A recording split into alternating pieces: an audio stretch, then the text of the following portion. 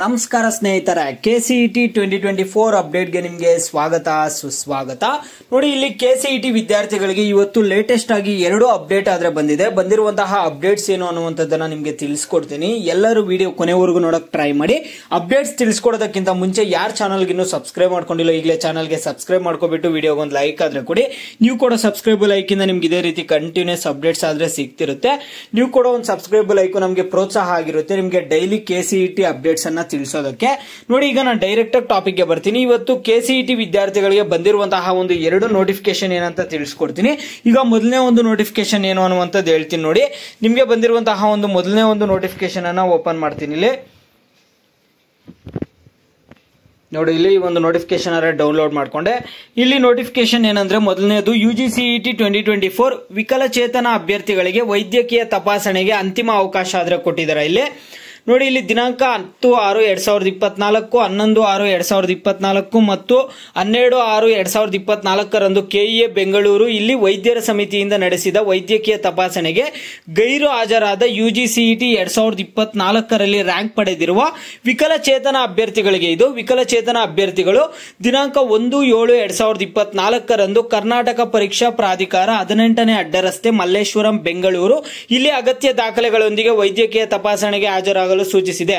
ನೋಡಿ, ಈಗ 10, 11, 12ನೇ ತಾರೀಕು ಇದೇ ತಿಂಗಳಲ್ಲಿ ಒಂದು ವೈದ್ಯಕೀಯ ತಪಾಸಣೆ ಬರಕ್ಕೆ ಒಂದು ನೋಟಿಫಿಕೇಶನ್ ಆದ್ರೆ ಬಂದಿತ್ತು. ಯಾರ್ಯಾರು ಹಾಜರಾಗಿಲ್ಲೋ ಅಂತವರು ಇಲ್ಲಿ ವಿಕಲಚೇತನ ಅಭ್ಯರ್ಥಿಗಳು ನೀವು ಮತ್ತೆ ಹಾಜರಾಗೋದಕ್ಕೆ ಅವಕಾಶ ಆದ್ರೆ ಕೊಟ್ಟಿದ್ದಾರೆ. 1/7/2024 ಅಂದ್ರೆ ಜುಲೈ 1ನೇ ತಾರೀಕು ನೀವು ಹೋಗಬಹುದಾಗಿರುತ್ತೆ. ಇಲ್ಲಿ ಅಡ್ರೆಸ್ ಬಂದ್ಬಿಟ್ಟು ಸೇಮ್ KEA ಆಫೀಸ್ ಅಡ್ರೆಸ್ ಆದ್ರೆ ಇಲ್ಲಿ ಕೊಟ್ಟಿದ್ದಾರೆ.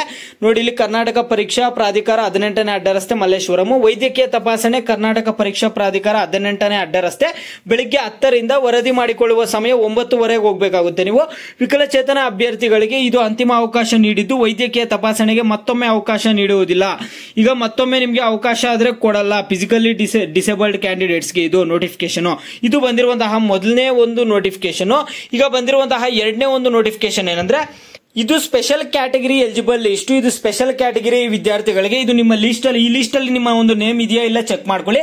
ನೇಮ್ ಇಲ್ಲ ಅಂದ್ರೂ ಏನ್ ಪರವಾಗಿಲ್ಲ. ಇದು ಸ್ಪೆಷಲ್ ಕ್ಯಾಟಗರಿ ಲಿಸ್ಟ್ ಇಷ್ಟು ಸೀಟ್ಸ್ ಅಂತ ಇರುತ್ತಲ್ಲ, ಇದ್ರದ್ದು ಮಾತ್ರ ನಿಮಗೆ ಸೀಟ್ ಮ್ಯಾಟ್ರಿಕ್ಸ್ ಅಲ್ಲಿ ನಾನು ನಿಮಗೆ ತೋರಿಸಿದ್ದೆ. ಇದು ಸ್ಪೆಷಲ್ ಕ್ಯಾಟಗರಿ ವಿದ್ಯಾರ್ಥಿಗಳಿಗೆ ಅಂದ್ರೆ ಆ ವಿದ್ಯಾರ್ಥಿಗಳಿಗೆ ಎಷ್ಟು ಸೀಟ್ ಇರುತ್ತೆ, ಯಾವ ಕಾಲೇಜಲ್ಲಿ ಎಷ್ಟು ಕೋರ್ಸ್ಗೆ ಅನ್ನುವಂಥದ್ದು ಅದು ಓಕೆನಾ. ಇದ್ರಲ್ಲಿ ನಿಮ್ಮ ನೇಮ್ ಇಲ್ಲ ಅಂದ್ರೆ ನೀವೇನ್ ತಲೆ ಕೆಡಿಸ್ಕೋಬೇಡಿ. ಯಾಕಂದ್ರೆ ಸಾಕಷ್ಟು ಜನ ವಿದ್ಯಾರ್ಥಿಗಳು ಕಾಮೆಂಟ್ ಮಾಡ್ತೀರಾ, ಇದ್ರಲ್ಲಿ ಸಾಕಷ್ಟು ಜನ ವಿದ್ಯಾರ್ಥಿಗಳು ನೇಮ್ ಇರಲ್ಲ ಅನ್ಬಿಟ್ಟು ಕಾಮೆಂಟ್ ಮಾಡ್ತೀರಾ. ನೇಮ್ ಇಲ್ಲ ಅಂದ್ರೆ ಏನ್ ತಲೆ ಕೆಡಿಸ್ಕೋಬೇಡಿ. ಇದು ಸ್ಪೆಷಲ್ ಕ್ಯಾಟಗರಿ ಎಲಿಜಿಬಿಲಿಟಿ ಲಿಸ್ಟ್ ಇದು ವಿದ್ಯಾರ್ಥಿಗಳಿಗೆ ಓಕೆನಾ. ಇದು ಯಾರು ಸ್ಪೆಷಲ್ ಕ್ಯಾಟಗರಿಯಲ್ಲಿ ಬರ್ತಾರೋ ಅವ್ರದ್ದು ನೀವು ಇದನ್ನ ಏನಿಲ್ಲ ಅದ್ರ ಮೇಲೆ ಕ್ಲಿಕ್ ಮಾಡ್ಕೋಬೇಕು ಓಕೆನಾ. ಆಂಗ್ಲೋ ಇಂಡಿಯನ್ ಆದ್ರೆ ಅದ್ರ ಮೇಲೆ ಕ್ಲಿಕ್ ಮಾಡ್ಕೊಂಡು ಇಲ್ಲಿ ಡೌನ್ಲೋಡ್ ಮಾಡ್ಕೊಂಡು ಇಲ್ಲಿ ಚೆಕ್ ಮಾಡ್ಕೋಬೇಕು ನಿಮ್ಮ ನೇಮ್ ಇರುತ್ತಾ ಇಲ್ಲ ಅಂತ. ಈ ಲಿಸ್ಟ್ ಅಲ್ಲಿ ನೀವು ಯಾವ್ದ್ರಲ್ಲಿ ಬರ್ತೀರಾ ಚೆಕ್ ಮಾಡ್ಕೊಳ್ಳಿ.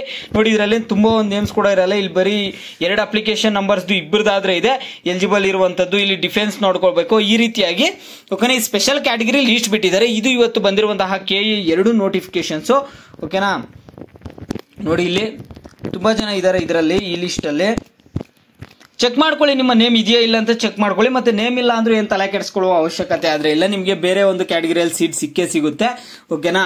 ನಿಮ್ದು ಬೇರೆ 3A ಜನರಲ್ ಇದ್ರೆ 3A ಜನರಲ್ ಅಲ್ಲಿ ರೂರಲ್ ಕನ್ನಡ ಮೀಡಿಯಂ ಮತ್ತೆ SC general SC Kannada medium ST ಈ ರೀತಿ ಎಲ್ಲಾ ಕ್ಯಾಟಗರಿದು ಒಂದೊಂದು ಕ್ಯಾಟಗರಿನೇ ಅಲ್ಲ. 2A ಜನರಲ್ ಎಲ್ಲಾರ್ದು ಸೀಟ್ ಸಿಗುತ್ತೆ. ನಿಮ್ಗೆ ಇದ್ರಲ್ಲಿ ನೇಮ್ ಇಲ್ಲ ಅಂದ್ರೆ ತಲೆ ಕೆಡಿಸ್ಕೋಬೇಡಿ ಅಷ್ಟೇ ಓಕೆನಾ.